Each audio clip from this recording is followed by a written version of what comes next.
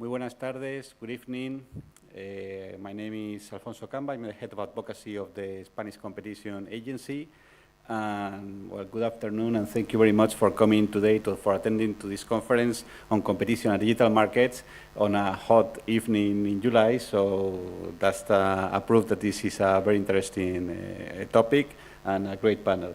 Thank you very much also for the people that are following us online. I know that many people are following the session online. And well, first of all, I would like to say that this is the final event of a series of conferences that we have organized from the Spanish Competition Agency, the CNMC, with Funcas, and they have been very interesting, and I'm very happy that we have collaborated this much with Funcas, and I want to thank Funcas, and especially want to thank Juan Ganuza, who has been the leader of this cycle of conferences and who has put a lot of effort and a lot of work to, so that we could enjoy all these magnificent experts and different talks.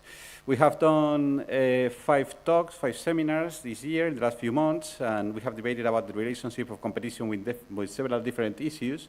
The idea was to talk about how competition is good, it has lots of advantages for society, or at least what are the relationships between competition and different aspects that are key for a healthy economy.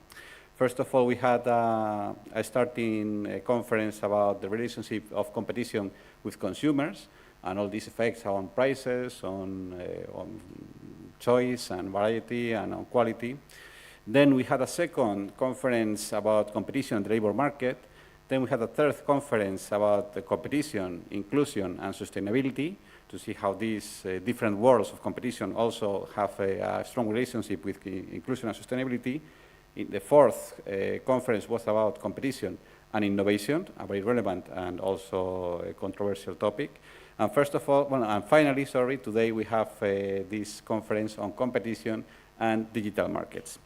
I would say that in every of these sessions we have had different experts that have pointed out that promoting more competition in our economy is not just a question of a theoretical advantage or some abstract goal. Is something that has lots of concrete advantages for our day-to-day lives. It has lots of direct effects, and we have to underline how important it is to try to push competition in different markets to try to have a strong economy. These effects can be seen in lots of ways. First of all, of course, in our purchasing power, in prices, also in wages and employment levels, in the opportunities to launch new firms or to create new projects or to push for new ideas. Also in our capacity to innovate, of course, in creating a better digital environment, as we're going to see today in our panel. I would say that one conclusion of these seminars is that indeed competition is very important for a healthy economy. It's not just something that is relevant. It's not just relevant, it's very relevant. It's the center of a healthy market, because without competition, our markets are not going to function well.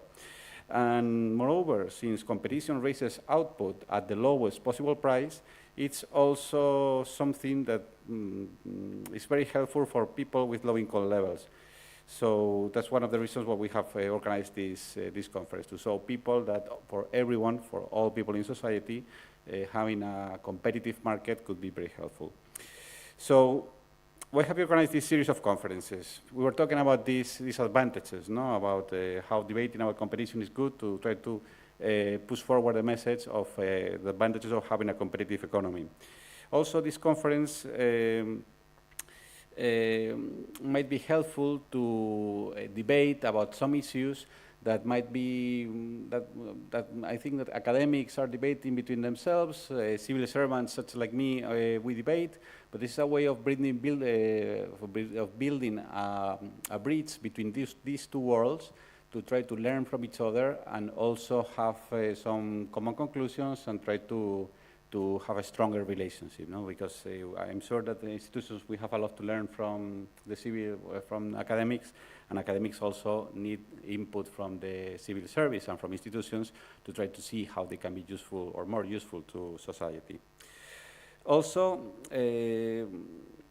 today's conference is probably particularly important because digital markets is a place that is relatively new, and we are our lives and our markets are more and more digital every day.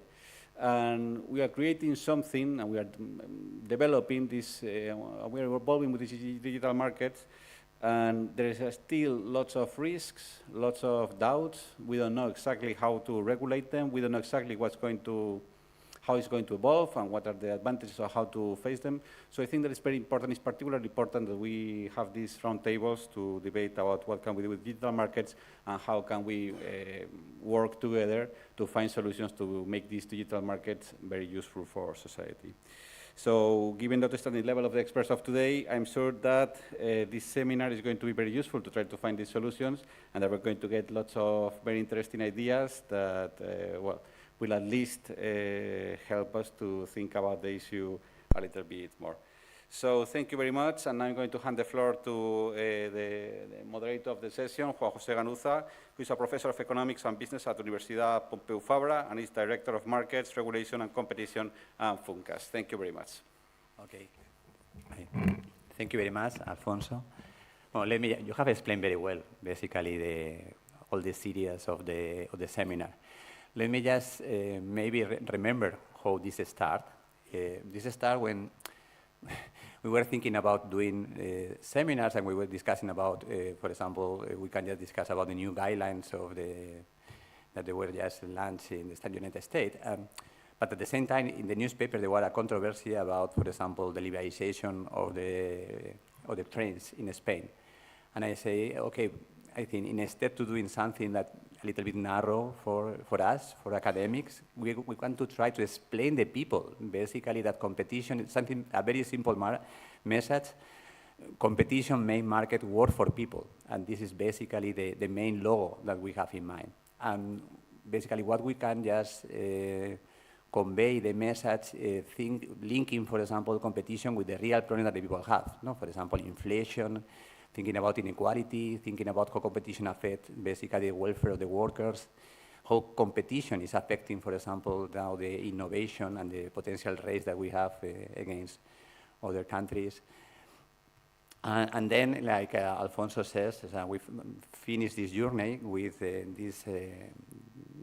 last seminar about digital, no? Which is basically in the frontier of our societies.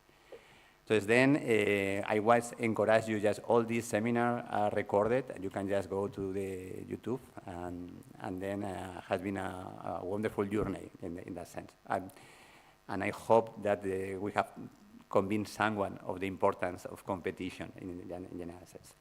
So today, let's just focus on today. We are going to talk about, as I told you, competition in the digital market and artificial intelligence. I can just use this, no, for just doing this. So let me just, I am going to do like a very very broad motivation of this. No? The first question is, well, what I say that thing is, our target is, in fact, the general public. And then we are going to, the first thing that is important to say is, what is the special about digital market? What differentiates digital market of another standard market of goods? So the first thing that basically is something that come out is that we observe a very high market share. It's a very concentrated market. So basically, you think about the search of Google, they have at the time 95% of the market share. They are like a real monopolist. And why this thing happen? Well, the first thing is because there are a structural factor in the digital market that lead to concentration. Obviously, you can think about network effects. So basically, the more people use the service, the more useful is the service. So then the more people are using the search, the better is becoming the search good. There is extreme, basically, return to scale. The marginal cost basically vanishes. And there are huge costs, basically, of developing, basically, a market business. A business in this market. In addition, we live in a world of complementarities.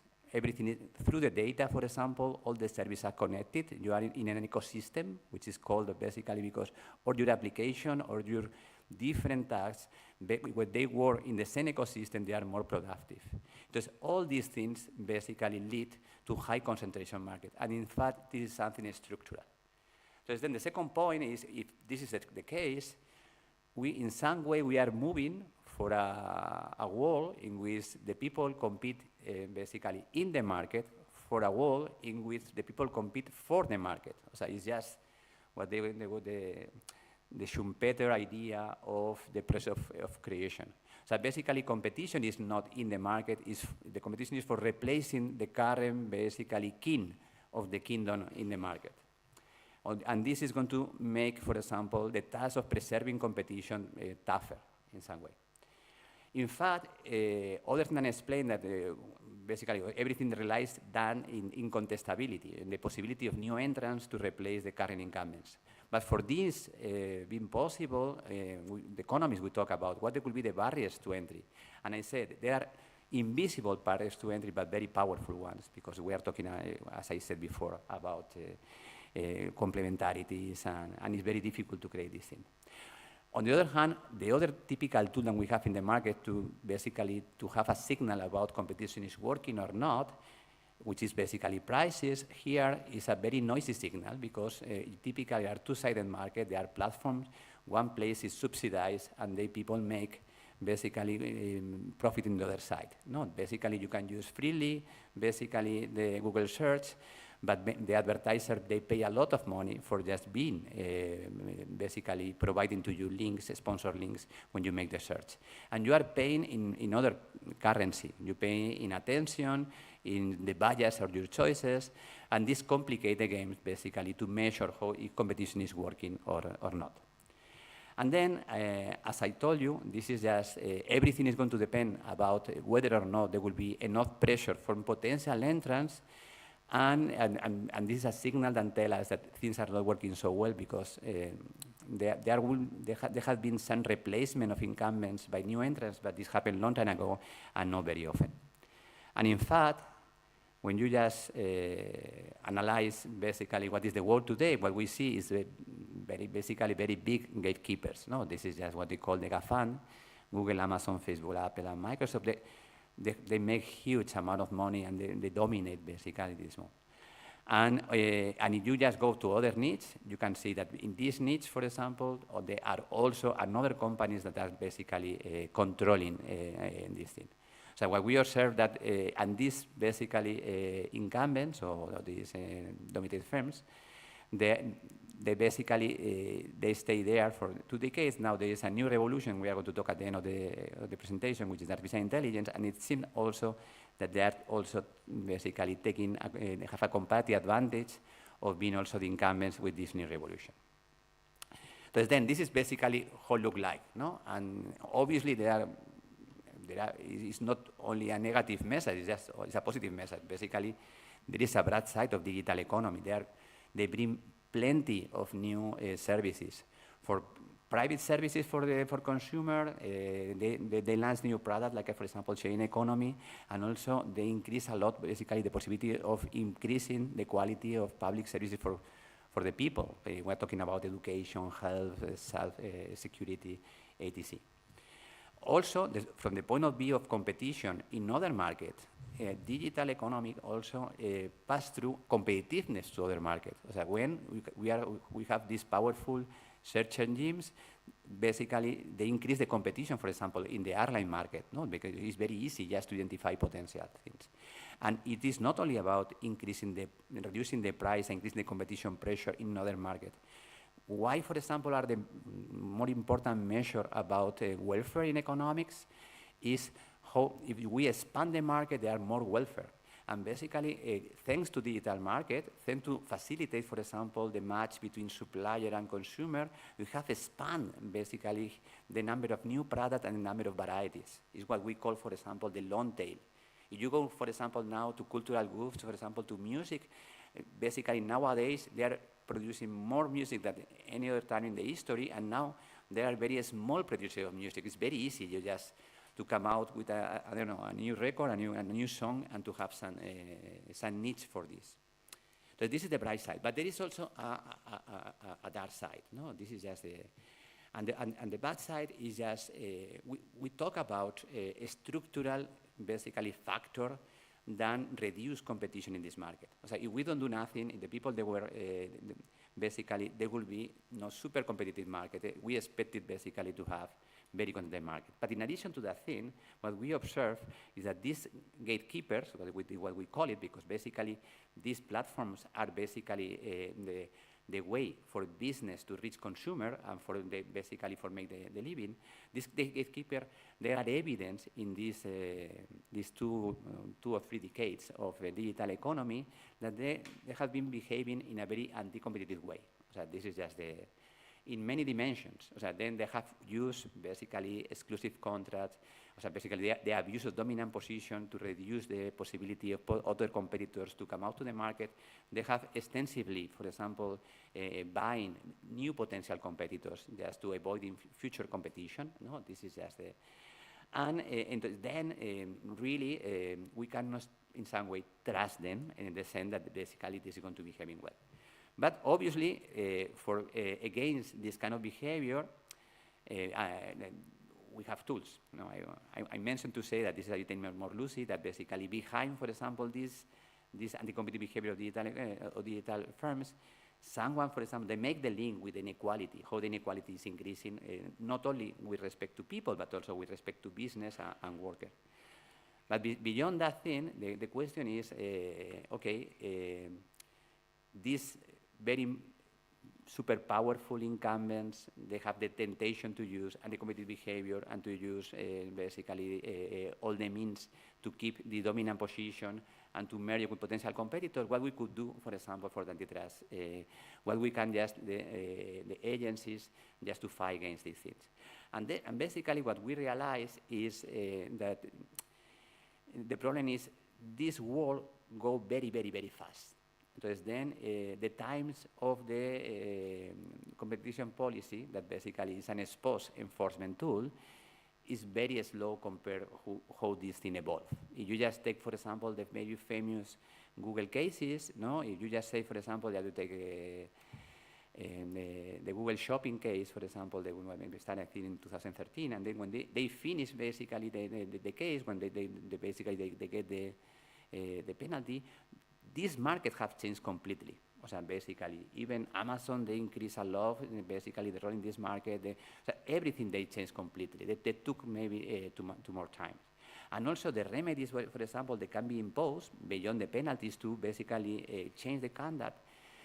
Sometimes they are not very useful in the sense that every time, because for example, for consumer bias, now you are obliged when you are opening, for example, your browser, to choose between the Google search or Yahoo or on everything, and basically it's not very useful. So it's not basically been a big threat. No, there is this behavioral bias also are reducing basically the remedies.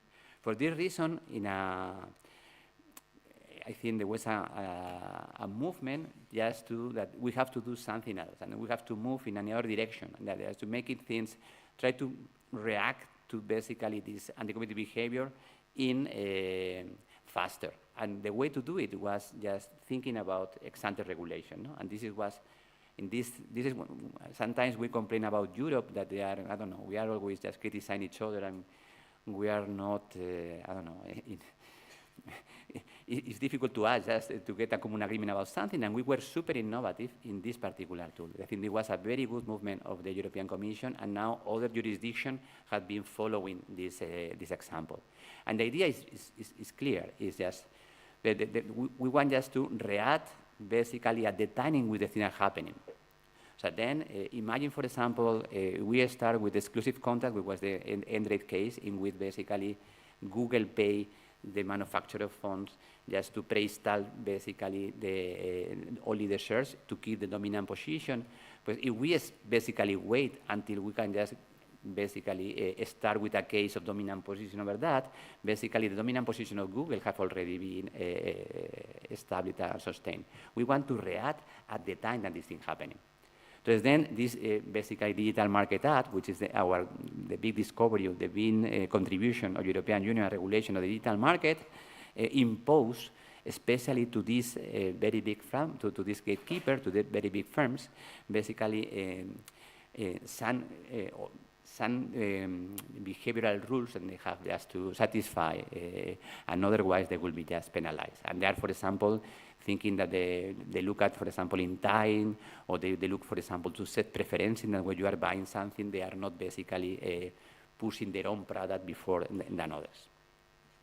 So this is something that basically we want just, this is one of the things that we are going to see today in the roundtable. This is something that basically Andrea is going to tell us, no? Basically what is going to be the consequence on. And also, Emilio is going just to explain about what are going to be the consequence of artificial intelligence, no? Which is the new scream, no? And the question is, what is going to be the new world of artificial intelligence? No? Because this is potentially one could think that this will be the entrant and replace basically the incumbent, no? Because if we do, for example, the search through Google, no, now maybe we are going to do through these artificial intelligence engines.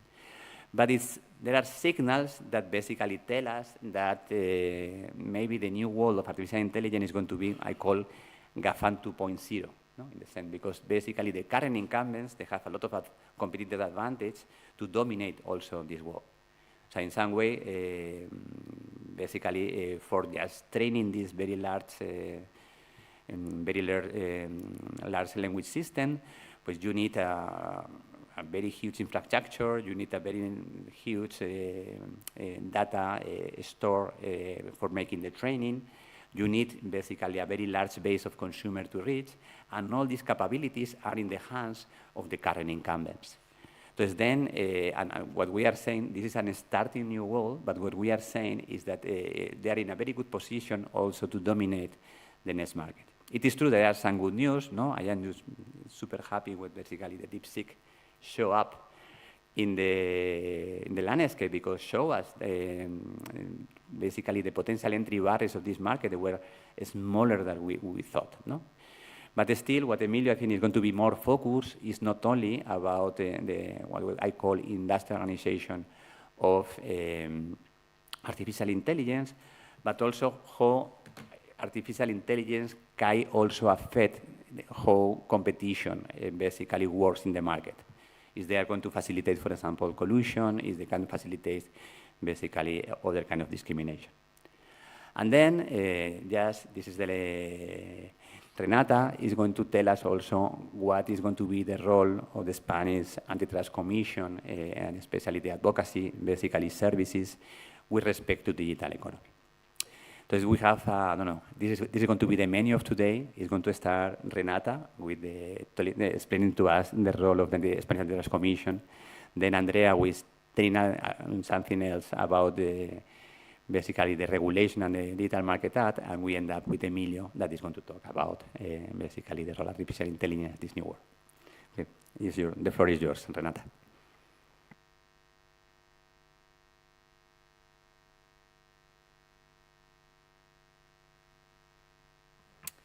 So, very good afternoon to everyone, those of you who are here and those attending online. So, it's a pleasure for us to be able to discuss just another topic, last but not least, on the benefits of competition. And as the director for advocacy previously explained, we've had the chance along the series to discuss sustainability, innovation, labor.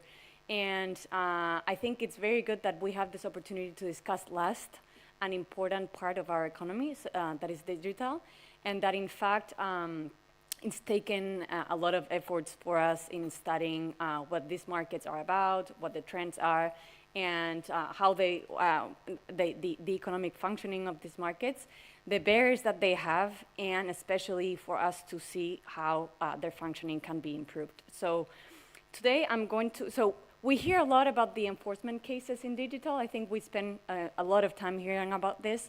But I want to emphasize that in the presentation today, I am going to follow a different perspective, and I will be focused on this other area of competition policy that is not so heard about, that is competition advocacy, but as you will see, has also an important role at the CNMC. So this is what I intend to cover. Since it's not so heard about, competition advocacy, I'll spend a bit of time right at the beginning to briefly describe what it is, and particularly what are the main elements of market studies. And the markets, and since they also play an important role for us to study how digital markets work, and you will see later how we apply this methodology that we have for studies, in particular to digital markets.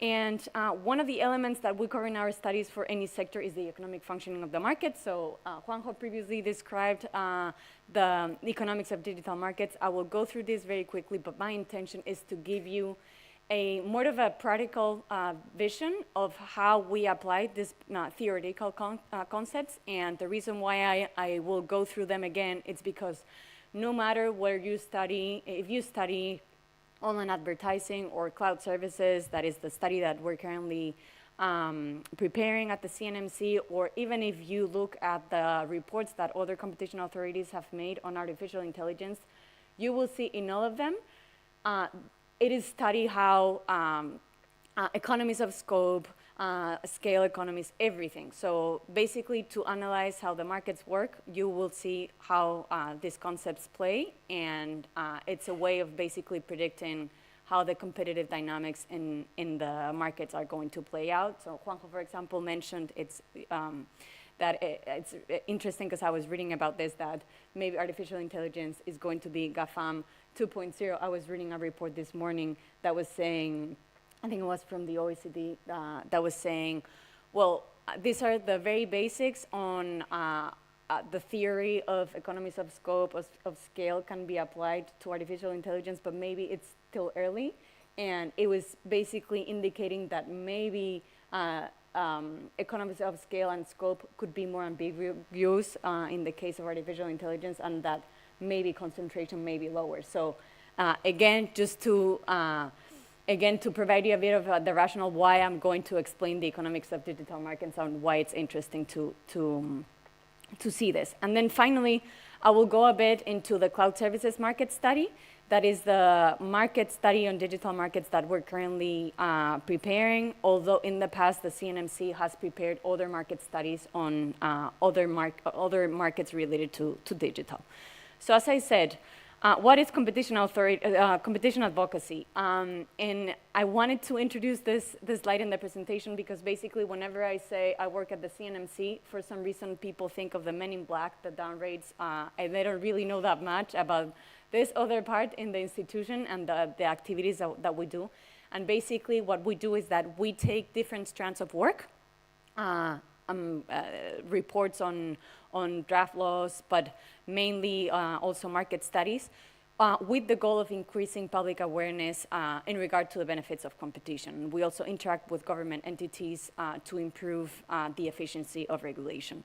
So as I said, one important part of the work that we do is carrying out these market studies, and we basically analyze sectors that are usually important for the economy. You have ports, you have waste, you have digital markets. We do many sectors, and what we do in these market studies is that we take the previous enforcement and the advocacy work. We see what has been done, what has been said, to give us a hint or a basis on where the problems may lie. Then we analyze the regulation. Then we analyze the economic functioning. So you will see this in every report. And at the department, we're mostly economists, so we're very passionate about this part of market studies. And then the two main parts are basically the barriers to competition. So we analyze what barriers market have, or the problems for the efficiency in regulation, and then based on the conclusions that we reach, then we include recommendations to improve the competitive functioning of markets. So basically, studies are an important tool first to promote a good understanding of markets. This is important for digital markets because you will see a lot of the value added that our market studies have also lie in the whole understanding of the market, because they are very complex markets. Of course, they're an outreach element and also a tool to promote improvements in the competitive functioning of sectors, since we include recommendations. So very quickly, before I go into specifics of the cloud services market study, very quickly, yes, a bit of the basics. So again, this may sound repetitive, but this is the very core part of our studies together with the barriers to competition and the recommendations. So as Juanjo has said, we've had new digital technologies that have led both to the development of new services and the transformation of existing one, and this is important.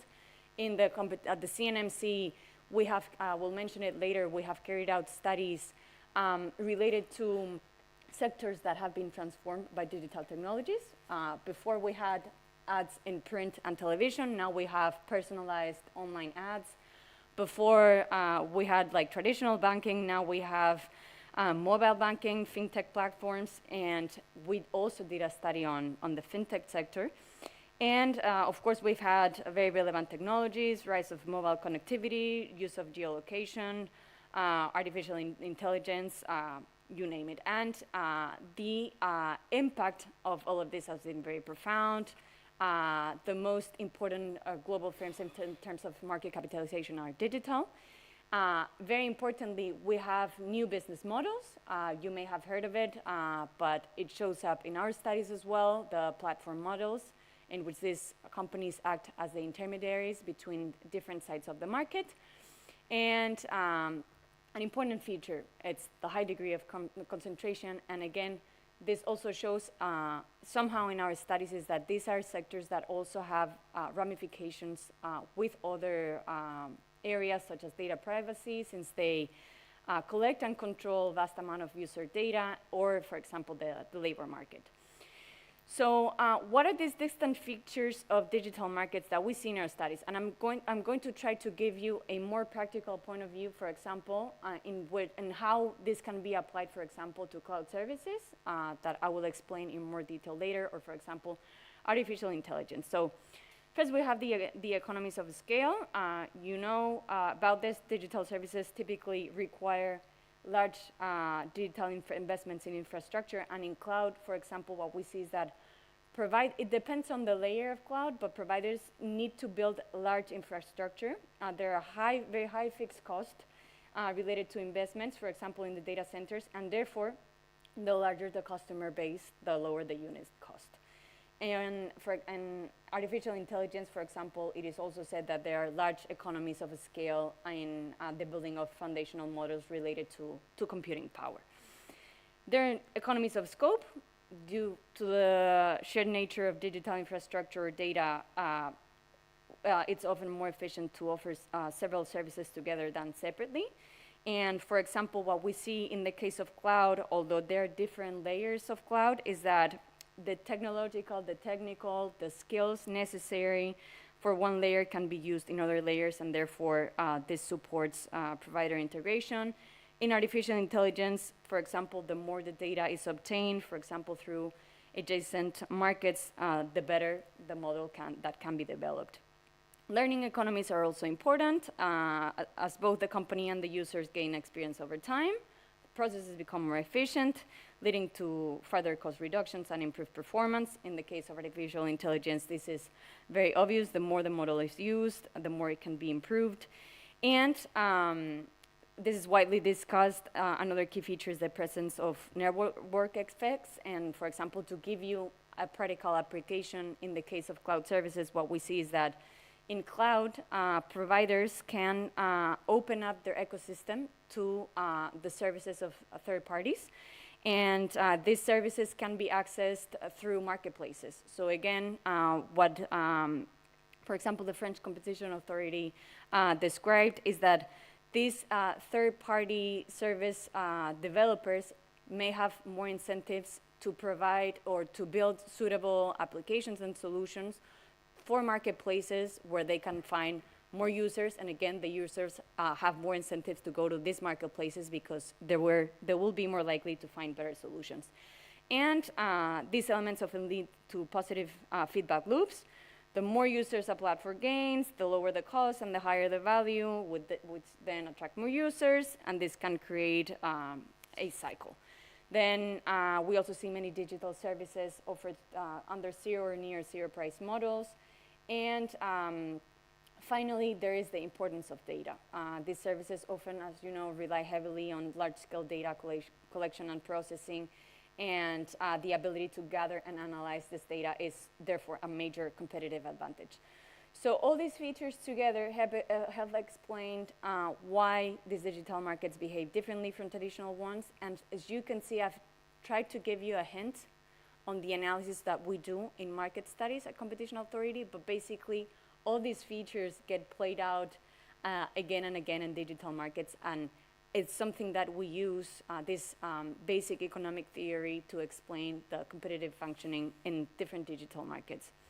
So the implications are positive, pro-competitive effects. We benefit from these new services. They're very innovative, more efficient, but again, their features imply or can create significant barriers to competition, and these barriers can benefit incumbent firms. So what are the consequences? We often see, and this is the theory, but again, it gets played out in every single market study pretty much. We often see a limited number of market players. Juanjo already mentioned competition for the market instead of competition in the market.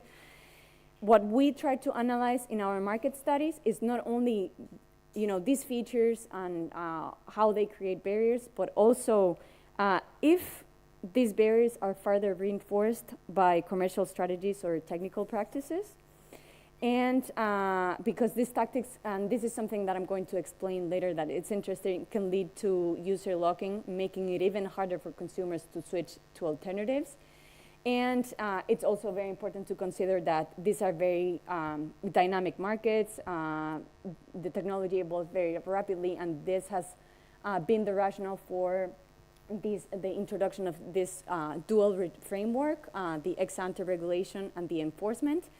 And here the value of competition advocacy is in understanding the market and trying to promote recommendations to making it more efficient. But it's something that even though the studies take for us about a year, 2 years, it's something that can be developed more quickly even than what enforcement cases take. So on the cloud services market study, this is, the last part of the presentation. The cloud services market study basically follows a trend, and that is the digital world is a strategic priority for the CNMC, and the advocacy department, as I mentioned before, has published several studies on digital sector, fintech, online advertising. Now we're working on cloud. But all the important competition authorities in our partner countries, in the CMA, in Portugal, also in France, are devoting efforts, advocacy, to analyze digital markets. And you will see, for example, reports lately on the advocacy side, for example, on artificial intelligence, trying to describe the market and trying to analyze what risk for competitions can be found or highlighted in these markets. So what about cloud? What are we doing in the cloud market study? So we're focusing on the cloud services sector. So briefly, cloud computing refers to the delivery of computing services, servers, storage, databases over the internet. That's what we call the cloud. And it basically allows companies to access and store information we have without having to manage their own physical devices or IT infrastructure. So easier to understand with a comparison with the traditional model. So traditionally, companies had to build and manage their own IT systems tailored to their needs. This, of course, was very long and costly. They had to acquire the infrastructure. They had to hire the IT staff to maintain, to operate, to update everything on premise. And with the cloud, all of this can be outsourced. So there are several advantages in using cloud services. We launched the study at the end of 2023, but we are not the first competition authority analyzing this sector from the perspective of competition advocacy. So I have to say other competition authorities have gone first and have published their market studies. The CMA has published a very comprehensive provisional report, also Ofcom. In 2023, the FTC published a consultation. In France, the Authority of Competition as well, Japanese Competition Authority or the Dutch Competition Authority. There is now a lot of competition advocacy information on cloud. And even though each report has its unique features, they broadly highlight that there seem to be important challenges for competition in this sector. So what are the main shared conclusions of these reports? I'm going to give you a big picture on what has been said about this market. So basically, as one can expect from the features that I described before, they all emphasize, they analyze, again, the presence of economies of scale, of scope, of network effects. The cloud presents many of the features that I described before. And they emphasize that there seem to be low switching rates among consumers. So once chosen, companies seem to stick to that provider. They barely change from one provider to another. And for example, the CMA, to prove the low prevalence of switching, conducted basically an analysis asking different companies for a list of consumers and basically trying to see if they switch to one another. And they concluded that there seemed to be very low switching rates in this sector. Then second, the issue with the so-called, this phenomenon is called vendor locking, is that it can lead to negative outcomes in the market. It can enable higher prices, lower quality, lower innovation. So this is why competition authorities have taken a look at the factors that may be behind this locking effect. And their conclusions are pretty similar to when it comes to the drivers of this locking effect. So what are these main features that apparently are supporting this vendor locking in cloud services? So first they say this locking seems to be driven by the lack of interoperability and technical barriers. So it's technically difficult to transfer data between one cloud service providers to another. Or, for example, also there are difficulties in using multi-cloud, different providers simultaneously. There are also costs of switching providers. For example, much has been said about the egress fees, the fees that have to be paid for transferring data from one provider to another. And some reports point to the fact that these egress fees do not seem to reflect the real operational cost, but rather to have commercial rationale. And then there seem to be also information issues and lack of transparency. It can be difficult for companies to gather reliable information on cost, on conditions, and potential issues involving the migration to another provider, and also to obtaining clear details about the actual service terms and pricing of a new provider. And interestingly, the main point of difference between the reports of different competition authorities on cloud services currently lies in the role of discounts.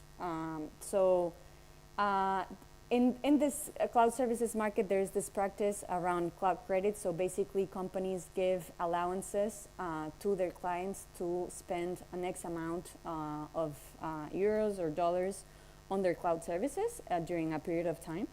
And the French competition authorities saw risks here, especially in a specific type of cloud credit program. They call it the large targeted support programs. And why? Because they thought, well, first, these programs are often granted at a critical stage when customers are making long-term structural decisions. Also, these programs are given to the most innovative firms. But especially they thought that the smaller providers are generally unable to match this offer's profitability. So this creates potential barriers. And that this was a potential component of the locking strategy for some providers. And they said, cost of switching are already high.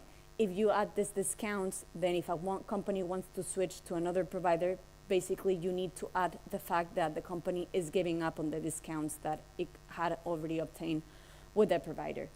Ofcom was concerned about the structure of committed spend discounts, but the last report published, the one of the CMA, it's a provisional report, however, found that rivals can compete against these discounts, and that in their current form and application, they do not seem to harm competition in the cloud services market.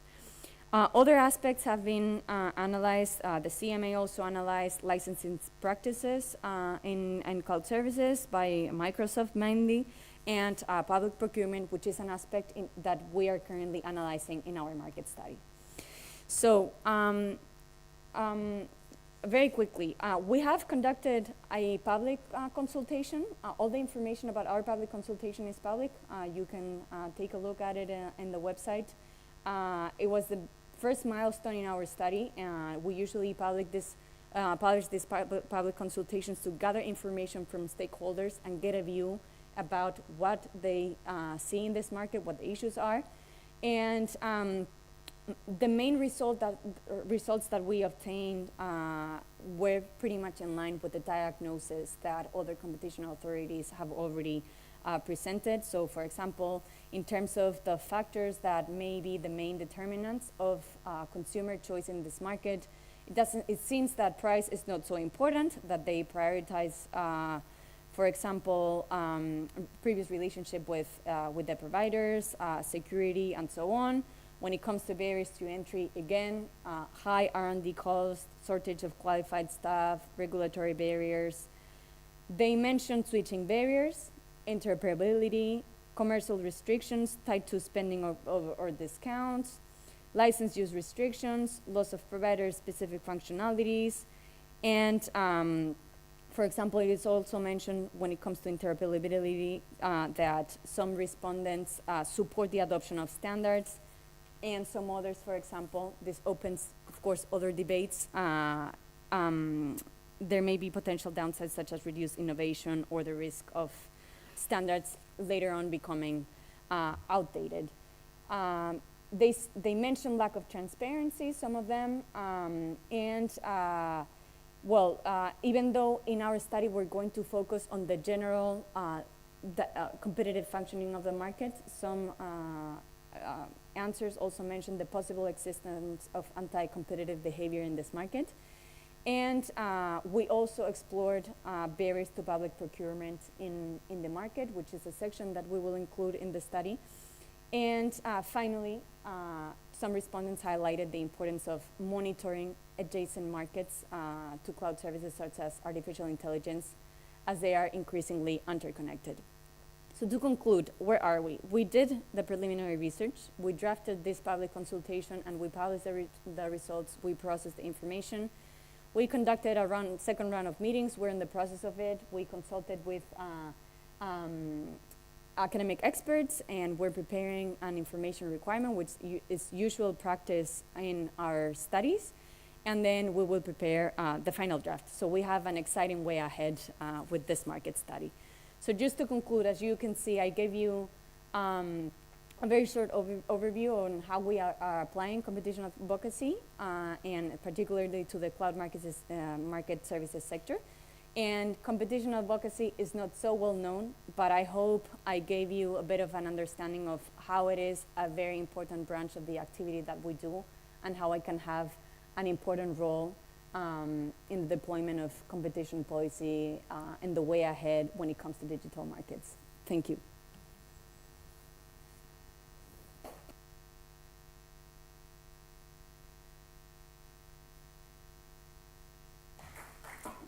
Maybe I need the clicker.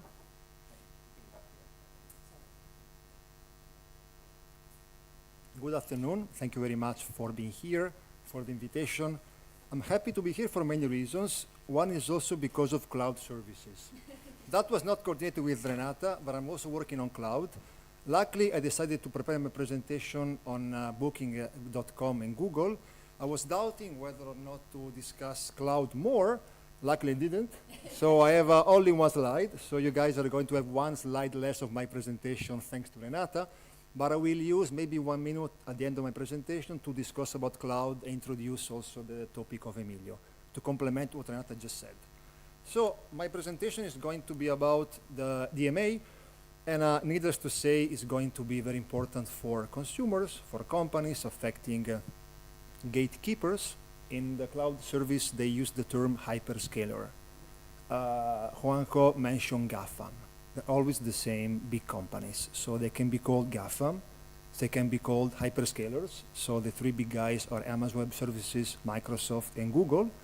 Or they can be called gatekeepers in DMA terms. So needless to say, they're always the responsible of actions which are under the scrutiny of different authorities. So here, I'm not going to go through the requirement for them to be gatekeepers, combination of size, users. Importantly, they're going to be sanctioned if they misbehave. And the Spanish authority, that's an important point, was the first one to sanction booking.com. So it's interesting to see how the DMA is going to rule against gatekeepers, and how some authorities are going to go even further by sometimes sanctioning the behavior of these companies. So here, again, my presentation is going to be about Booking.com, because I've been working on the issue of OTAs, online travel agencies.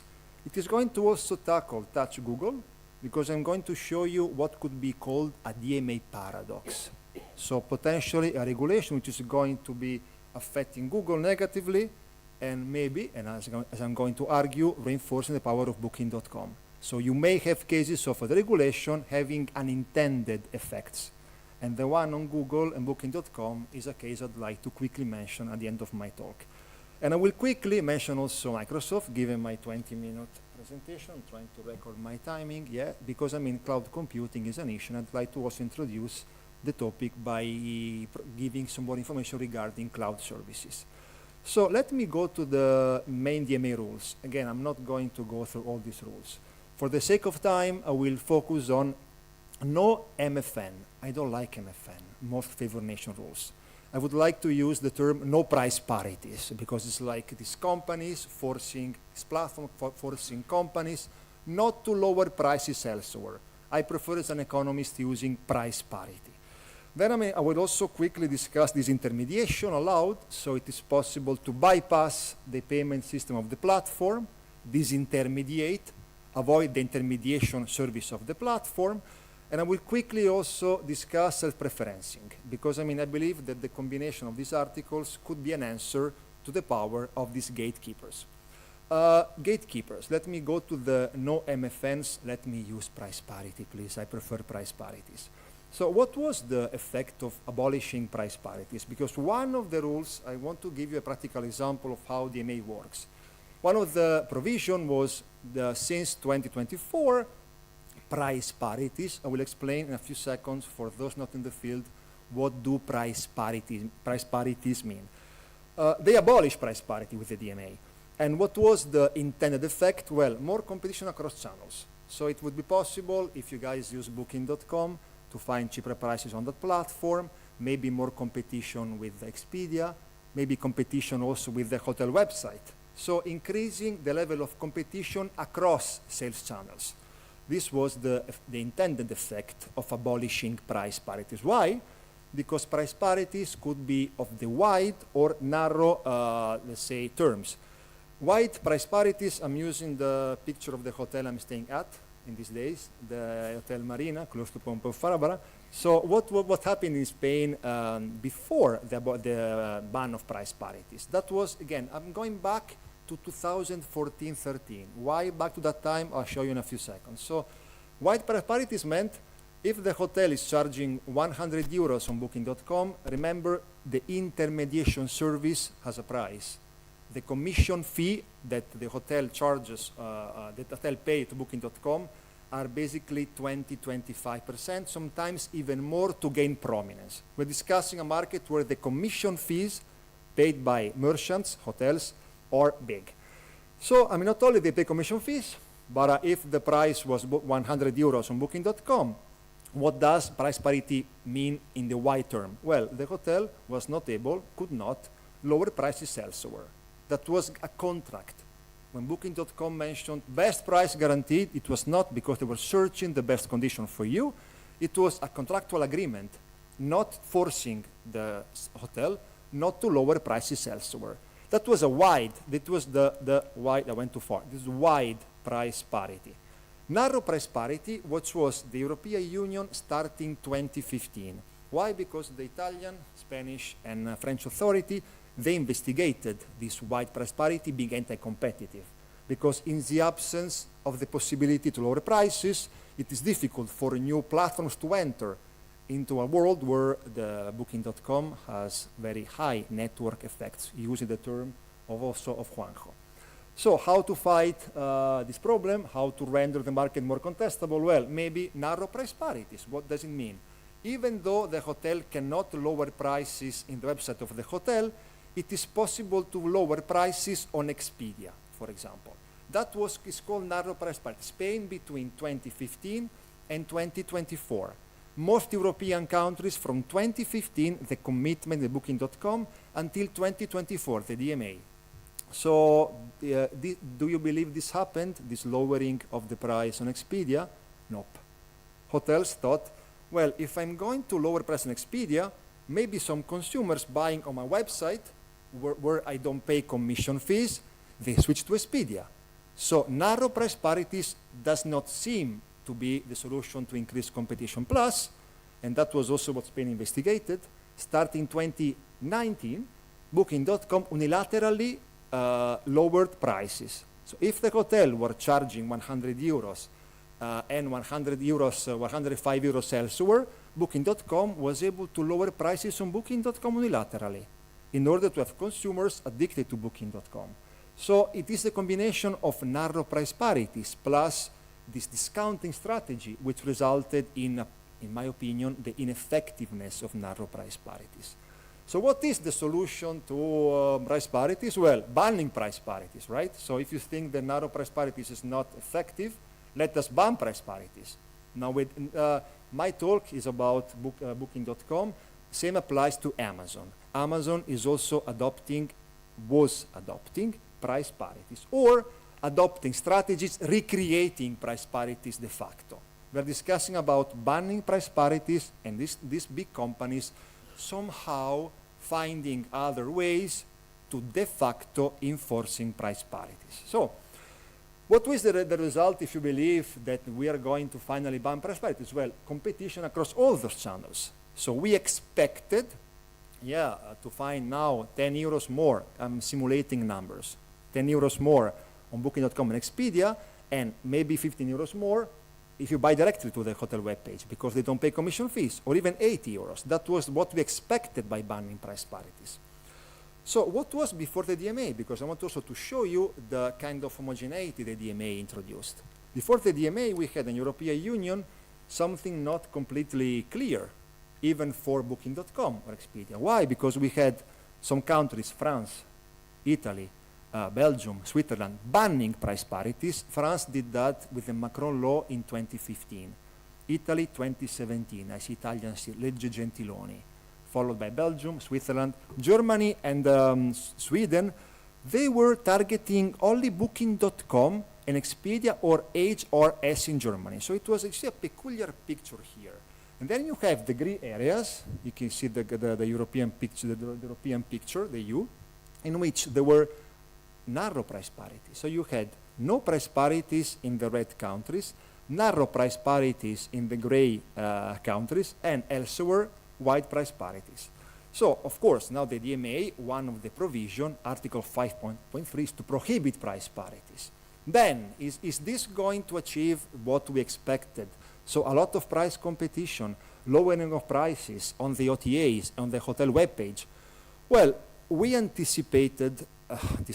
We did some studies before. This is why I guess that the use of data, the use also of econometric models can help to find an answer to these complicated issues. In the past, what we did, we started out by scraping data. So with some co-authors, we were scraping data from Booking.com.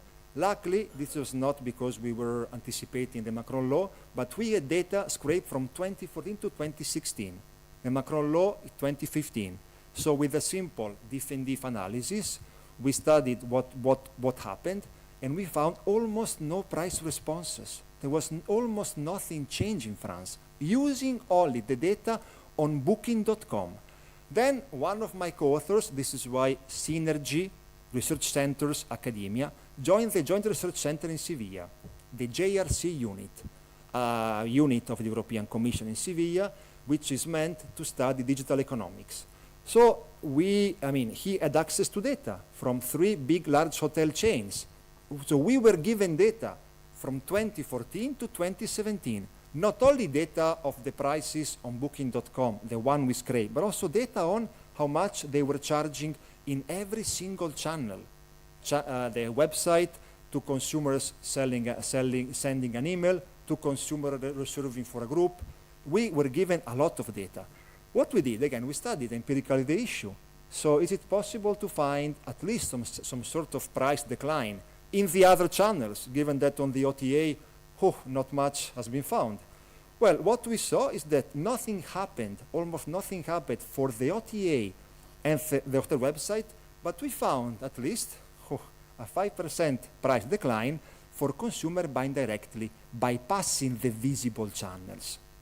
Meaning what? They were calling, they were inquiring via email, they were just walking to the hotel, hey, can I have a room tonight? So they found cheaper prices compared to before.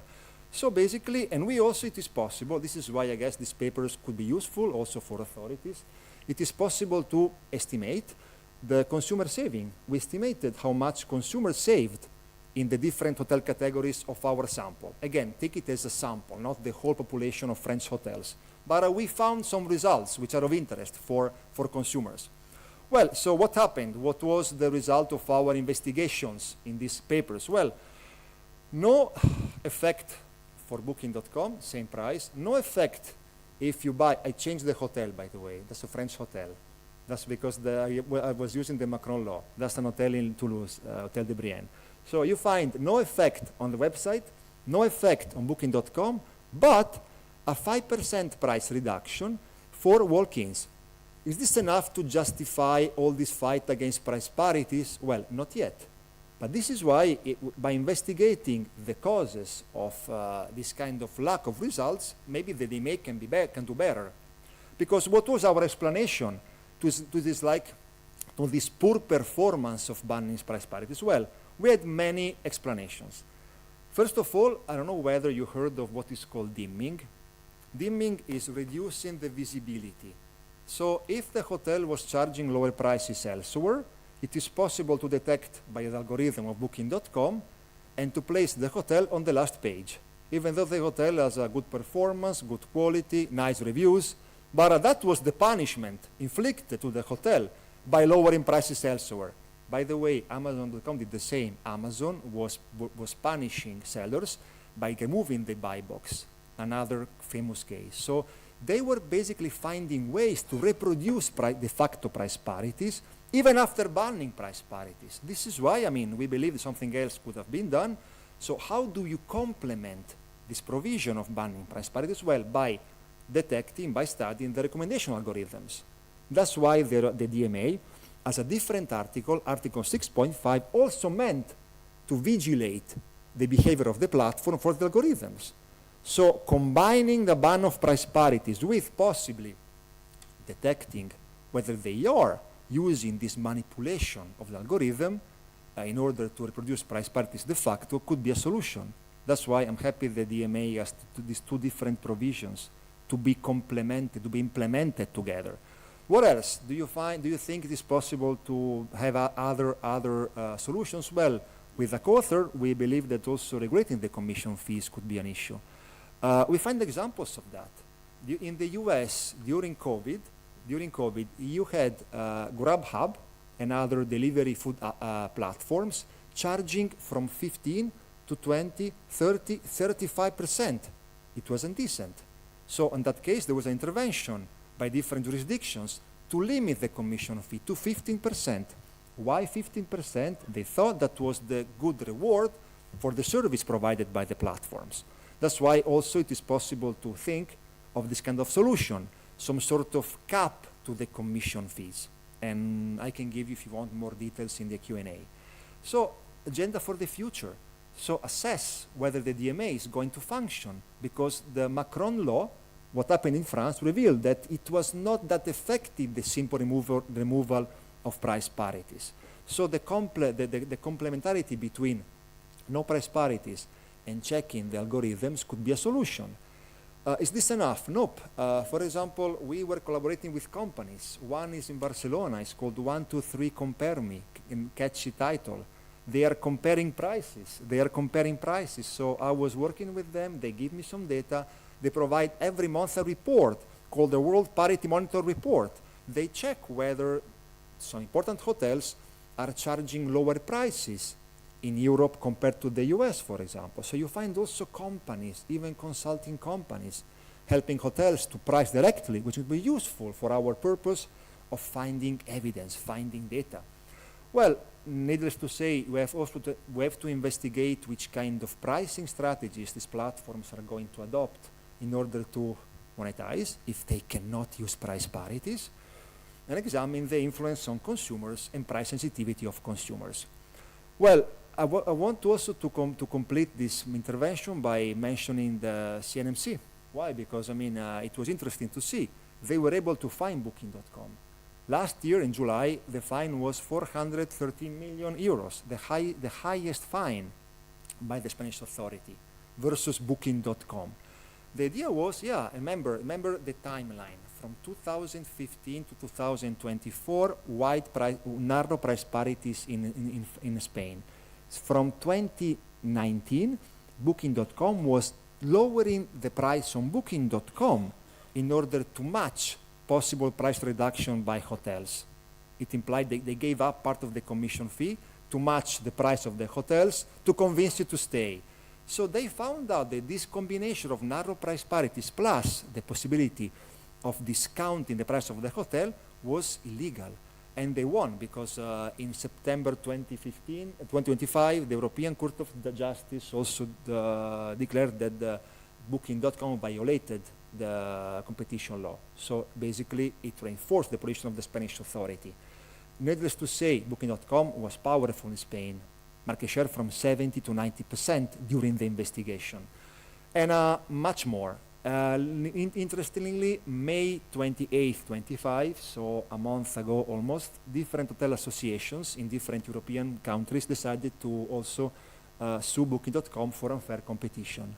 So the Spanish example became prominent. Also for other hotel associations now claim the damage of what happened during the period of those price parities being enacted at Booking.com. So I was mentioning at the beginning a gatekeeper paradox. Why? Because, I mean, you before also Juanjo mentioned Google at some point. Well, Google was subject to self-preferencing, Article 6.5. You may have seen in the European Union now Google is less performant. Now when you search for a hotel and you want to see the map, you have to basically search for the name, open the map, and type the hotel name, correct? So you saw possibly a deterioration of the ability to use Google, and it is a consequence of the DMA. But why am I mentioning here a possible gatekeeper paradox? Because a study, another consulting company, this one is based in Madrid, that's why it's important to work with them also, and also in the authorities to get some data. They found out what? That after the change in Google, again, a lower service provided to consumers, now they found out that less consumers use Google Hotels to book. They go where? Where do they go if Google Hotels is not that powerful? They go to Booking.com. So in this case here, you see evidence, again, an investigation, a nice research paper would be fantastic. Evidence of one provision which was possibly damaging Google, but reinforcing Booking.com. Two gatekeepers, so one versus the other. That's why, I mean, it is interesting to also see the potential unintended effect of the regulation, in this case, Article 6.5. To conclude, I have 1 minute, possibly, or maybe less, and this is why the work has just begun, and I just wanted to say that I'm also working on cloud computing. We wrote a report with 2 co-authors. We also think that interoperability switching costs are important or fundamental.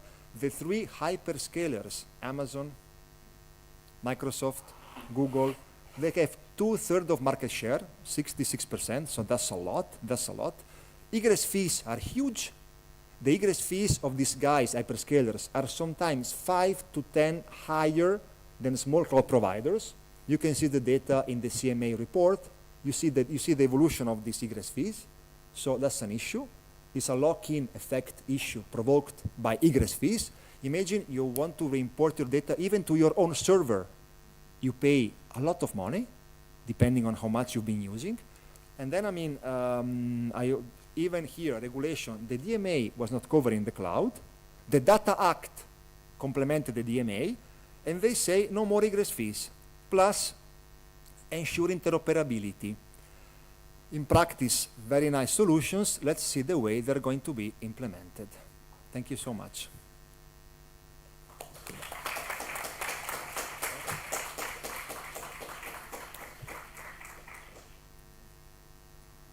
We pass the floor to Emilio.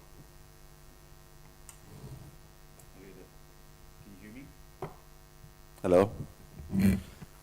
Hello, everyone. Renata, Alfonso, Juan, thank you very much for organizing this nice gathering to discuss this very interesting topic. I'm very happy to be here. So, even though you anticipated that I would be talking about the AI stack, I have a much more humble objective for today because I just have 20 minutes. But I'm super happy to engage on that. So if you want to have a discussion on, what we should expect in terms of the health of the AI stack, in terms of competitiveness, I have a pretty provocative view. So I tend to think that, we shouldn't be crying wolf at this stage, that it's not looking that bad for many reasons, some of which were actually mentioned here. So let's leave it for later.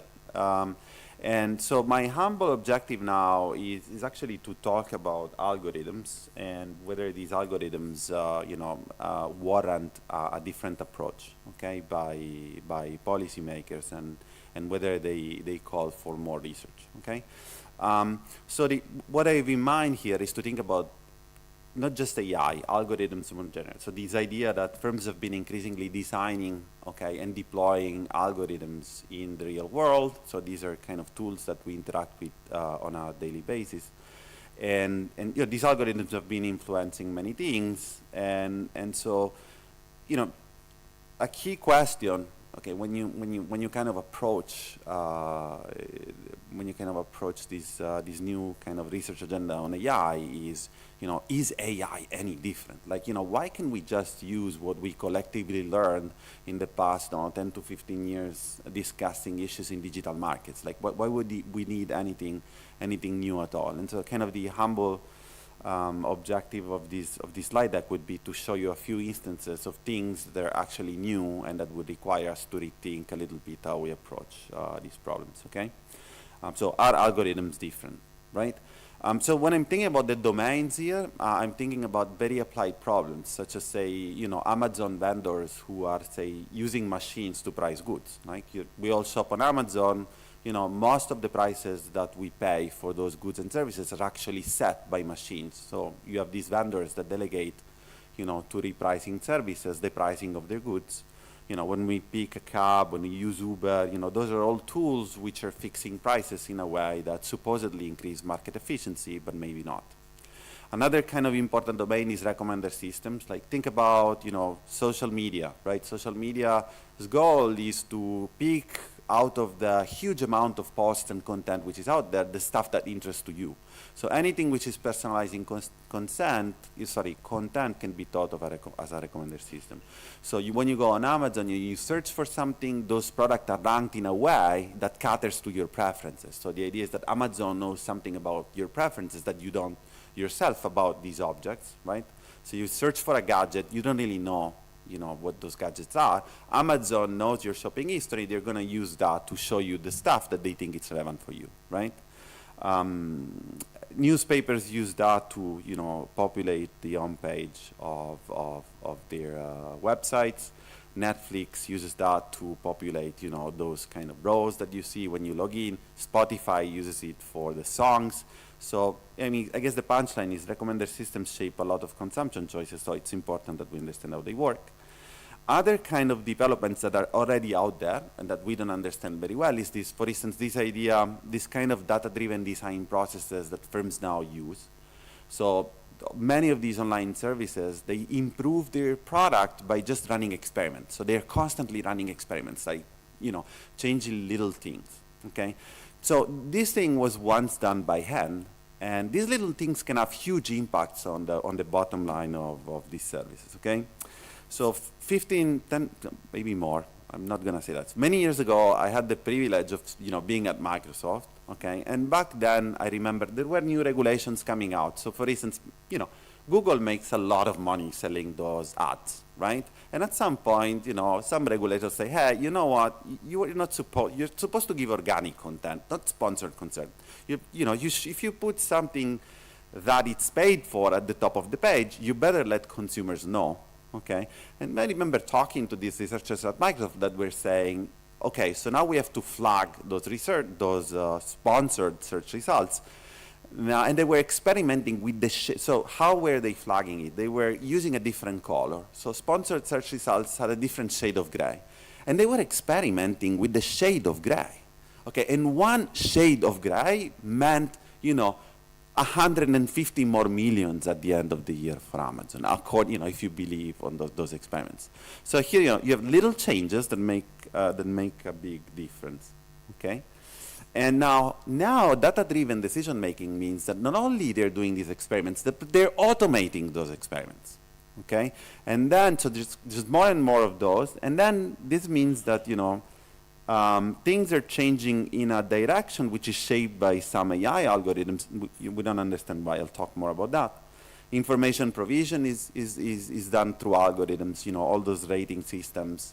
Now you have Rufus on your Amazon app. You can ask Rufus, hey Rufus, can you recommend me a book that has such and such characteristics? And Rufus is gonna deliver. But then the question is, what is powering that?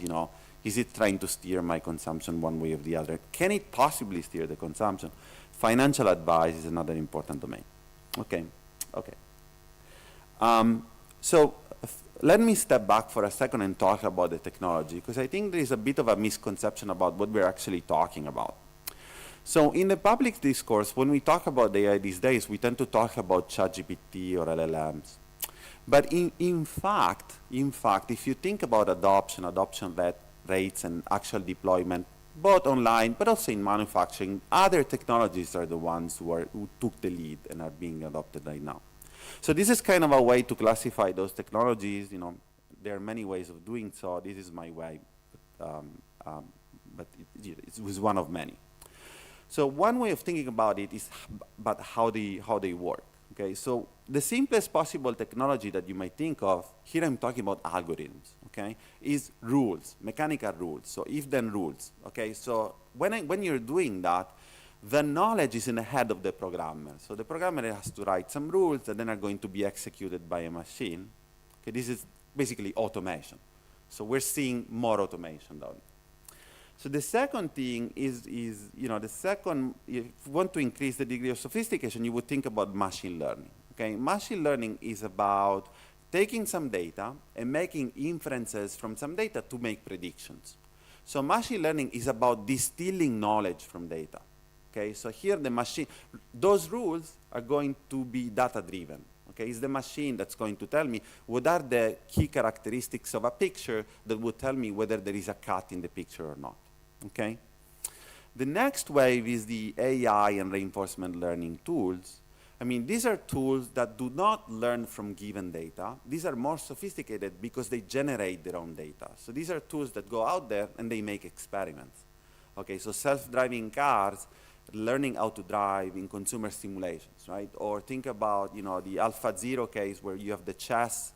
AlphaZero is a chess algorithms which learn to beat the world champion of chess by playing against itself for, a couple of billion matches, right? So these are tools who are, generating data and distilling knowledge from these experiments, right? So they're experimenting. And they're also very good at, adapting to dynamic environments. The latest vintage is a very weird animal because in some sense, these foundation models are a step back because they're learning from a given corpus of data. So data is there. They're not interacting very much from the environment, okay? But on the other hand, they might. Okay, so in compute, you might inject some data in your prompt and then they're going to, mix their knowledge with whatever you inputted. Okay, so these are kind of the weird animals, and this is the kind of the next wave. This is what's going to power these AI agents, by the way. So the next big thing in Silicon Valley is this, AI agents. So this idea that these foundation models are going to power agents that are going to do, stuff for us, chores. Think about a firm delegating to, an algorithm procurement. So go out there, negotiate a good price, and buy. Maybe, a fraction of my inputs, right? So that's the next way, okay? But most of the action right now, it's either rule-based, machine learning-based, and a little AI or reinforcement learning-based in marketplaces, okay? Right. So how can we help as economists? Why are we approaching this? Why am I talking about this, right? So I think economists could be very useful in this debate because first of all, they can provide theories of harm, like what could possibly go wrong, at least in theory. Second, I think we're equipped to, understand, open the black box. So in computer science, the approach is typically, there is a problem, I'm gonna write some computer code, and then I'm gonna evaluate whether this code is good or not by saying, does it crack the problem or not? But, to us, for competition policy and, enforcement, we really care also about how the machine is doing the job. Like, we really want to understand what's inside, because maybe sometimes we want to find fixes, either market design fixes or, regulations that would allow, the good stuff to survive, any potential issue, okay, that you would get. We could offer a methodological approach. I have a slide about that. Provide evidence, of course, and market design fixes. Okay, so that was very abstract. Let me kind of dive in with an example. Okay, so the first reason for why algorithms are different is because they, when deployed, they typically change the strategic environment. Okay, so this is an example with a mechanical rule. Okay, so let's think now about an algorithm in very simple terms. We're going to conceptualize it as something that is just reacting faster and in a predetermined way. So here it says optimally, but for the sake of this, you could think of it as a commitment to react fast to whatever your rival is doing. Okay, so what you're looking at, these are prices of gasoline at the pump for 1 week in March 2024 in a specific local markets in which you have two gasoline stations very close geographically to each other that are clearly employing one of these rules, right? So remember, when you play with data in that particular market, you often find time series like this. So these are 4 different products for 2 different competitors. And you clearly see that they're mimicking each other. So whenever one station raises the price, the other station follows immediately, and so on and so forth. So they're playing this game.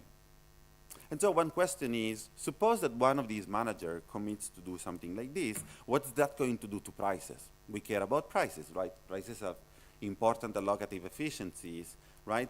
Is adoption of these rules a good news or bad news for the consumer? So let's do this kind of thought experiment in which you have these 2 managers, okay, working at competing stations that in the old world, they were kind of waking up at 6 a.m., sorry, maybe at 5 a.m., getting there at 6 a.m., and fixing the price for the day, okay? Now, suppose it's a thought experiment that the manager A adopts what I call the undercutter algorithm. Okay. Now, what these algorithms does is going to monitor the price of firm B, and is going to react by undercutting it by say 1 cent, or right. So that's the simplest possible tool. Manager A says, it's great. I'm going to undercut my rival immediately, like at 6:00 and a few milliseconds, I will adjust my price to be, 1 cent lower than my rival, right? So that's what's going on, right? So there is one rule and then one manager. So what do you expect to happen, right? So you might say, great. I mean, this is clearly going to increase the competitiveness of this market. So this is a very aggressive algorithm. Every time my rival changes its price, prices are going to go down by 1 cent. Fantastic. Maybe the rival would react by undercutting, and we'll get to the bottom. Well, that's not what it happens, right? So when you do this, typically, your rival is going to take into account the fact that, it's going to be undercut. But most importantly, your rival is going to take into account the fact that whenever he increases its price, this is going to lead the rival to increase its price. So adopting the undercutter algorithm is actually delegating your price to your rival and say, hey, you pick the price and I will be just 1 cent cheaper. So if your rival is smart and there is enough differentiation in this market, then you can get as close, as, depending on the degree of differentiation, you could get to the fully collusive price, right? So again, a simple rule, which is diffused, which is, which firms, especially in this market, use quite a bit, is going to be terrible news for consumers to the extent that, these gas stations are not too close to each other to be considered perfect substitutes. All right. So that's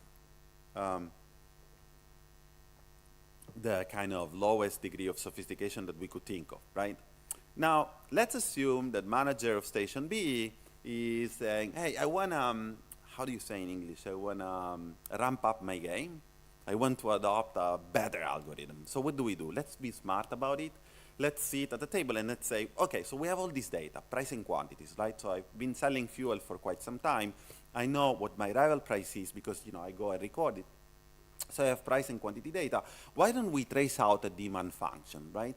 I'm going to just estimate, say, a log-log regression that says, hey, this is the demand function, the inverse demand for gasoline in this local market. And then once I make it with this very simple, I could do this in Excel, but let's assume you use a fancy machine learning tool to do that, then I can do counterfaction, right? So I can say, what would have been my profits had I charged any other price? That's smart. Why don't we do that? So suppose now, what I have really in mind is not that the manager starts, playing with Excel. What I have in mind is a company that approaches this gas station and say, hey, I have this fancy machine learning tool, you should adopt it. I'm going to estimate demand, and then you say a gradient descent algorithm to figure out what is the sweet spot that kind of balances the price and quantity trade-off. Okay, so you do that, but there is a catch. Okay, machine learning is not sound causal inference, right?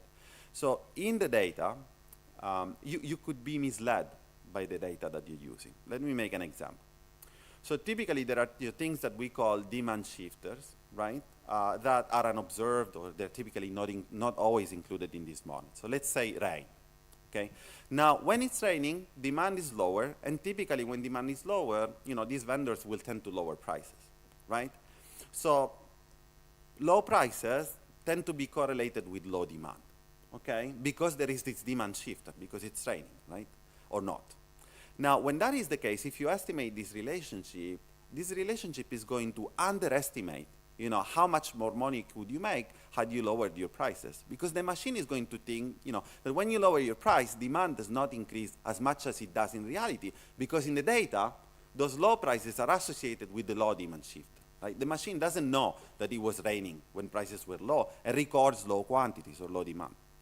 So what I'm trying to say here is that if you do that, then you will end up with higher prices relative to what? Relative to what we consider a good benchmark, which is the prices that you would set had you had the correct estimate of demand. So the kind of competitive prices that would be set by managers who had a good idea on what the actual demand is. So I find this interesting because this is something that we don't discuss, but the idea here is, now suppose that this tool was given to you, okay? This is bad econometrics or bad statistics, if you want to call it. So does that count as an antitrust issue? Like, if a firm approaches, a bunch of gasoline station owners and gives them a tool which is, inducing higher market prices, who's liable? Like, I don't know. This is real. Okay, so many firms are using this kind of dumb machine learning tools to price. Okay, now let's get to more sophistication. So this is, so here the idea is different. So suppose now that we have reinforcement learning tools, okay? Like the ones that I was kind of hinting before, those tools that in principle, they can learn to be the world champion of chess, okay? So suppose that now I develop one of these tools in this way. I create a synthetic market, okay? A computer simulation of an actual market. And then I let these tools, play repeatedly, so fix prices repeatedly in this market, okay? To teach them, how to price, okay? Suppose I train a tool in this way, right? So one possibility, one thing that could happen, okay, one possibility is that, if you train two independent tools to kind of compete in a synthetic markets, this tool could realize that competition is a kind of a social dilemma, right? It's a collective action problem. Everybody would, both of these players would want high prices, okay? But everybody would want the other to make the effort to keep the price high, and then, free ride on the other effort to lower its price so it can get, high demand and high price at the same time, right? So it's a collective action problem, but clearly there is a huge reward for solving this collective action problem. So if you find a way to coordinate with your rival, then you're gonna get much higher profits. And these kind of reinforcement learning tools, they follow the rewards. Okay, so they tend to reinforce things that bring, more money, and not when they get less money, right? And so one thing that we did in this paper was to kind of run one of these experiments to see if these machines could autonomously learn to conspire and learn this kind of punishment reward strategies that we call collusion in the economics literature. So this is kind of one instance of that, where you see, these are two competitors picking prices. Then what's happening there is, so the orange line is the competitive prices, the prices that they should be choosing where they're competing, okay? And the dotted line is the prices that they're actually choosing in the, what I call the pre-shock period. So they learn to price higher. Then in this experiment, what I'm trying to show here is why are they pricing higher? So what is the mechanism that is supporting those high prices? And the experiment goes like this. So Emilio goes in, overrides the choice of machine 1 by, that's the red dot over there, lowering the price of machine 1. Then I switched back the machine on, and I see what happens after that. And what you can see is basically what happens is that there's going to be a price war, right? Ensuing that. So there's going to be a bloodbath. So prices will be lower for a number of periods. And now you can see why it was a very bad idea for the red firm to lower its price, because any benefit that it got in period 1, because its rival didn't see it coming, it's kind of swamped by the bloody price war that follows.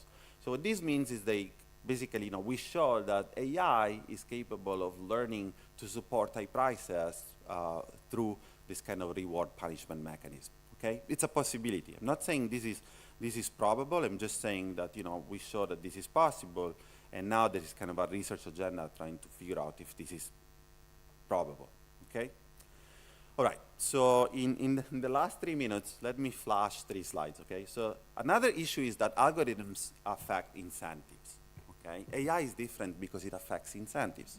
So think about those recommender systems. So now we live in a world in which if you're selling anything, if you're producing any content, and you are not at the top of those pages, if you're not at the top of the newsfeed, you don't sell, you're basically dead.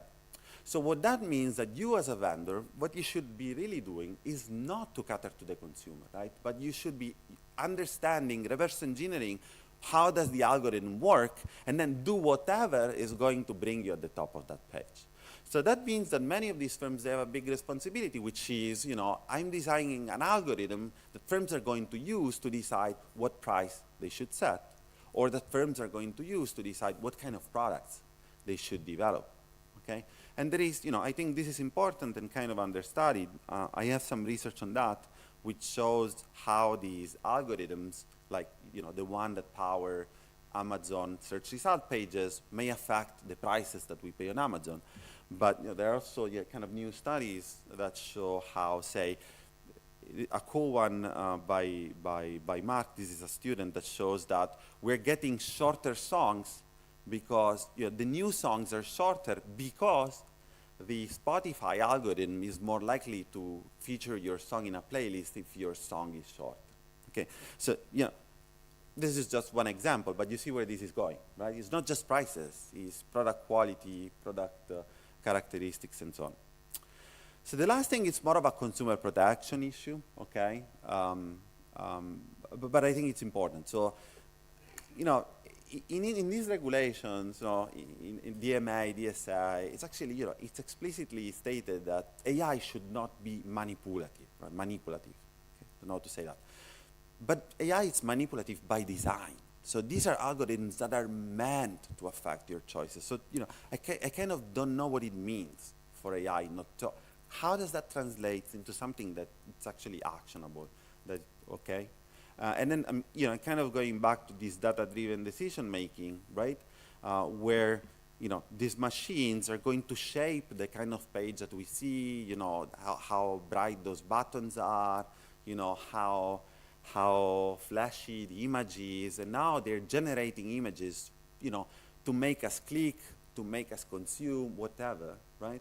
So, I had no idea what it means for these things to be unbiased. And on top of that, once these experiments are automated, right, you set an objective function. You say, I want to maximize the click-through rate. I want to maximize how many hours a week these guys watch on YouTube. Then, once these experiments are automated, this kind of experimentation is going to lead, okay, the machines to exploit behavioral biases that not even us are aware of. Like I remember 15 years ago at I/O conferences when behavioral I/O was starting to be a thing, we were discussing, let's take behavioral biases that we understand and let's try and think how firms will exploit them. But now you have automation. Now you have machines that are discovering and exploiting behavioral biases at the same time. So how do we deal with that? That's important. So let me skip. This is more of a methodological point. I guess let me just conclude, because I'm out of time, by saying algorithms are a good development, and AI is a good development, but must be kept in check. Okay, so it's good that we kind of ask these questions. It's good that we interact with authorities. It's good that we do more research. Okay.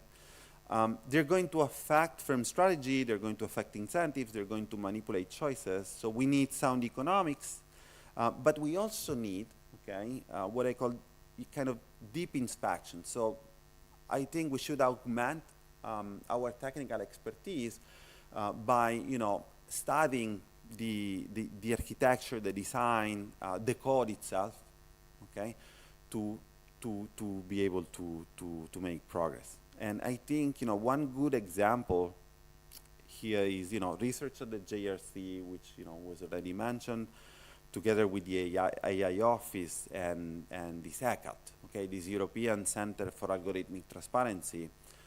These are great moves that the European Commission made in kind of exactly this direction, and I'm kind of curious to see, where this will lead us, some years down the road. Thank you.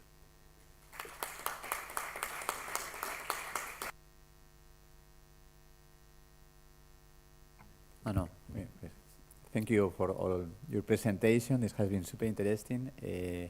I don't have the infrastructure, but I also, if you want, I want to make some question, short question for the time, but also if someone in the audience also they want just to ask someone, even though we don't have the microphone or something in infrastructure, we have already one.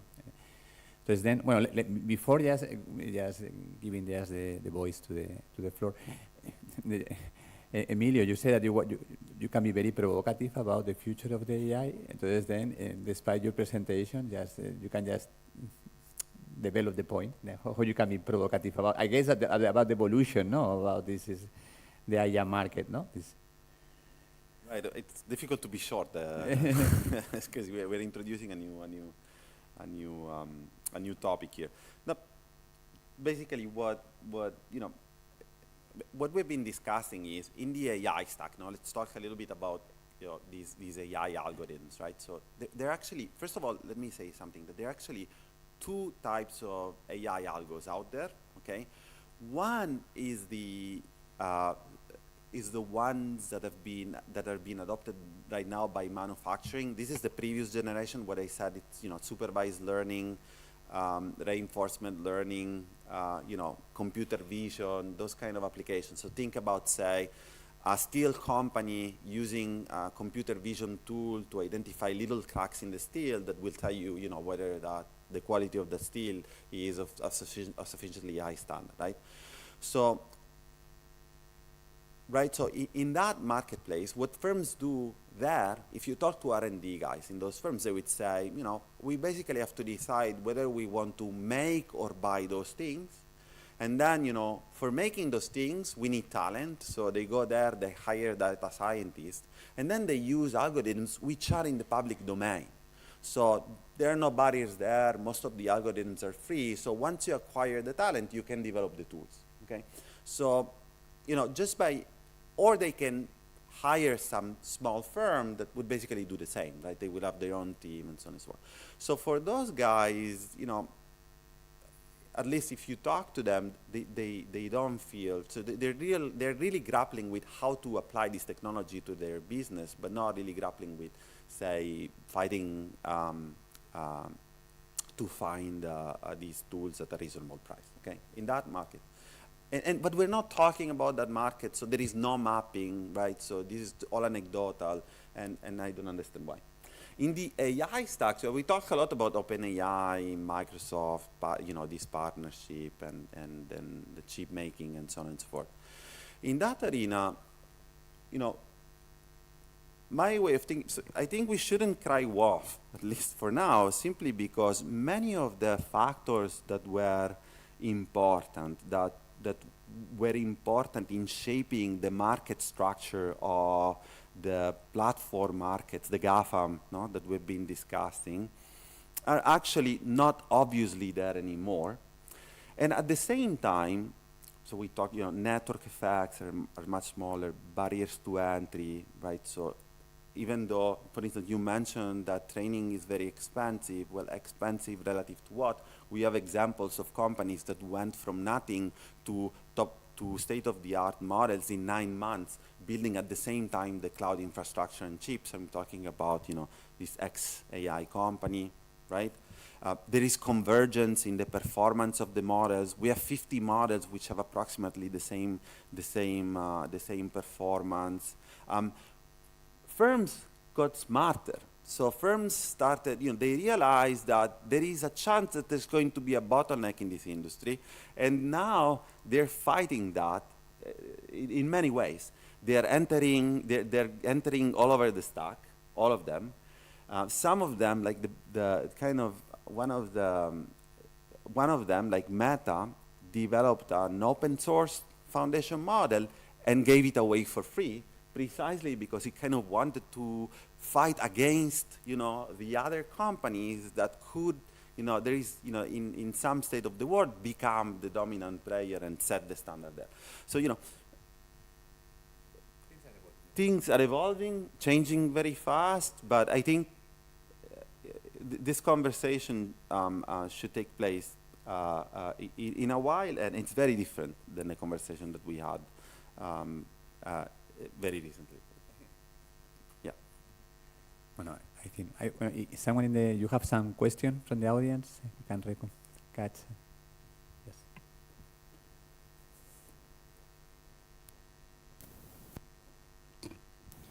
Hi, thank you very much for the presentation. All of the 3 presentations were very interesting. But I also have a question for Emilio. We've seen an increase in the literature in the last years talking about tacit collusion, but your presentation points towards that this is going to get worse now with AI, because if it was already hard to prove that firms were colluding, now with AI and with this kind of algorithms, it will be very difficult, for instance, for a competition authority to prove that there is this kind of collusion between firms, or as you've shown here, the gas stations, right? So my question is about which tools do competition authorities have to prove that there is some sort of bad thing going on around this algorithmic collusion stuff, especially with AI, and or if from the point of view of competition law, there should be something done already now before something bad happens. Maybe the DMA is a starting point, but there can be something else done from the competition law point of view. Thank you very much. Okay.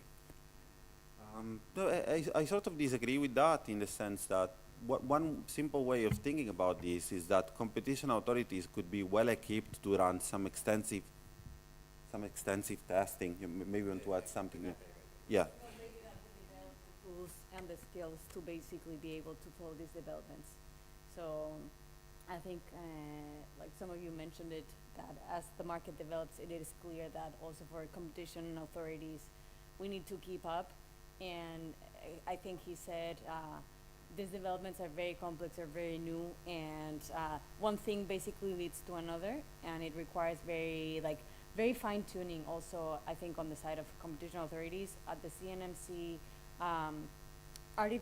AI tools have been developed. I think, well, the other branch, the enforcement branch, has discussed. We have a tool, for example, used for bid rigging. So like, we are evolving with the market, But of course, this is going to be a test, right? Because it's evolving very fast.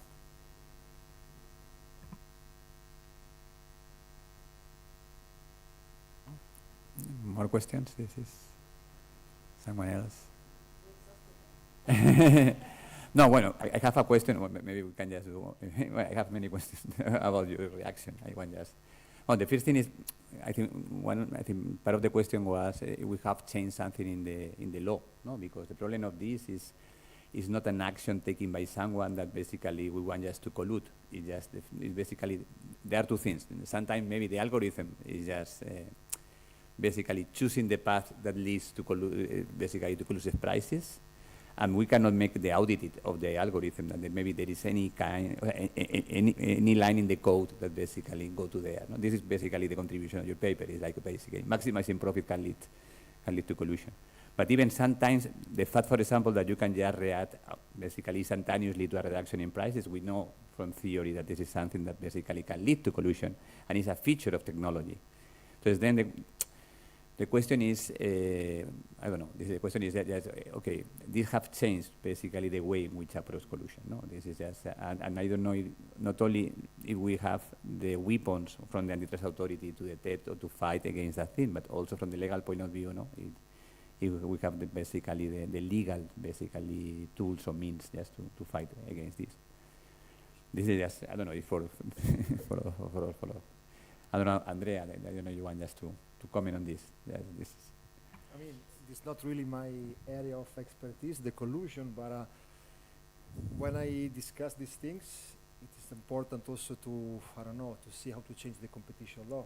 Because, I mean, we can have tools, but even the rules must be rewritten. So I don't know how Article 101 now should apply to algorithmic collusion.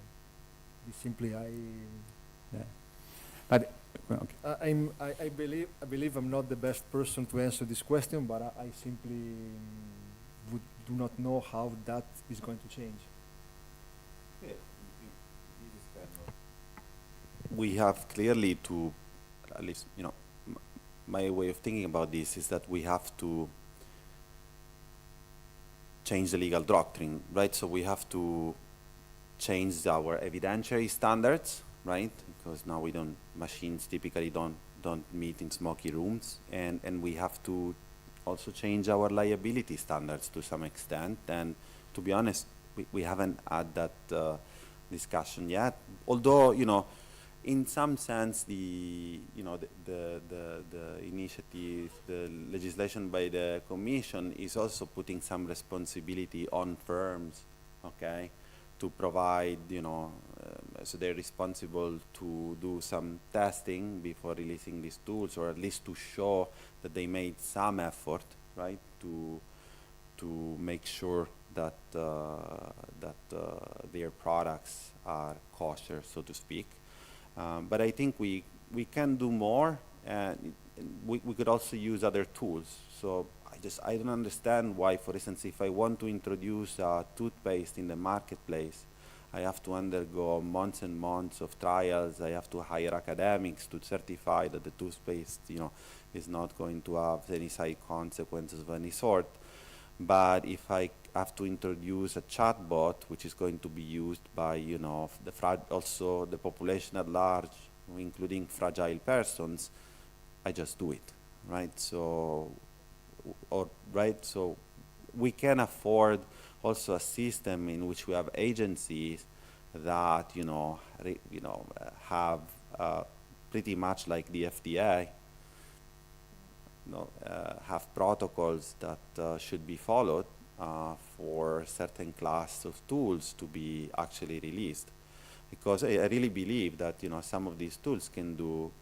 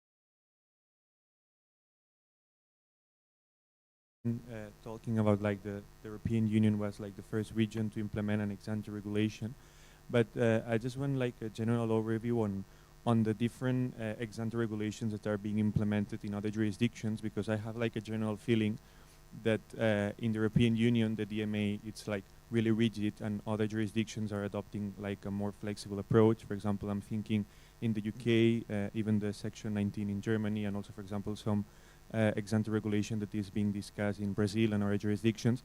And my general feeling is that the DMA is like a list of do's and don'ts, and there's like no margin for economic analysis and efficiency and rebuttals. So, and I want to just ask you like a general opinion on how you like your views on other ex-ante regulations that are being adopted in other jurisdictions compared to the DMA.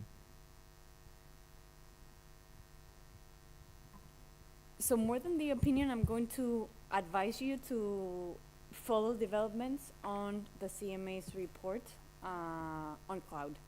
Because basically, if you read the provisional report, it's still provisional, but the solution that they're arguing for is basically the application of their DMA-like regulation act.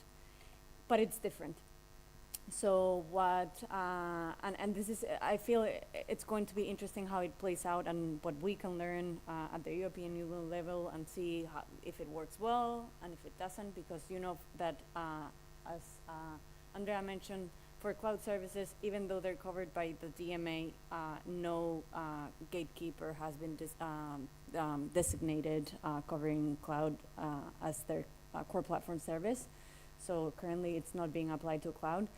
What the CMA is proposing is to conduct a further investigation to designate Amazon and Microsoft as having a strategic market status, and from there to decide specific conduct requirements that will be applied to them. So sort of obligations under the DMA. So it is, so we will see how it works. And I advise you to take a look at it because I think it's going to be interesting. I agree, but under the DMCC, like the regulator has like more discretion to maybe do a specific, they can pick specific remedies rather picking. than a close list in the law. I was like referring to the fact that this is more specific or targeted and discretion rather like being in the regulation. Yes, so we will see. I'm not giving you an opinion, but I'm saying it's going to be interesting. For example, complementing what Renata said, regarding the Data Act, so the European position was to ban egress fees. The CMA was mentioning different possibilities. It was banning egress fees, capping egress fees at the cost of transfer, which cost they conducted the research. You have an appendix with all the possible costs of transferring data. So which cost are you going to take into account is going to be fundamental. Or to apply the same cost as internal transfers. So you see they were much more flexible on that. And they took into account 3, 4, 5 remedies. And they're discussing which one could be the best one. So that's why, as you said, in the UK, an approach which is more flexible could be answering the questions in a more efficient way. I'm also going to quickly tell you that not only the UK and the EU are doing something. For a while there was some sort of convergence in when the EU was still fighting against Apple and Google. The US was doing the same. In the US, depending on who's leading the country, this approach may change. In the EU, it is more constant so far, but you can have periods of convergence and divergence. So it's not that just the other not doing anything. And it is precisely when you have moment of convergence, think about the Apple case being evaluated in the EU with Spotify, the US with Epic, you see some very good points of common, if I can say, fight versus gatekeepers.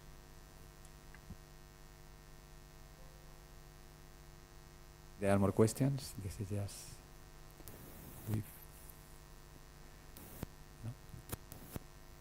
Okay, pues then we can conclude with the I think the optimistic view of Emilio, because I think the next stream is going to be the artificial intelligence, and I agree that this thing about the open source models and also the DeepSeek that basically showed that the entry cost was half lower at least, or you can just basically run in something very powerful in very short time.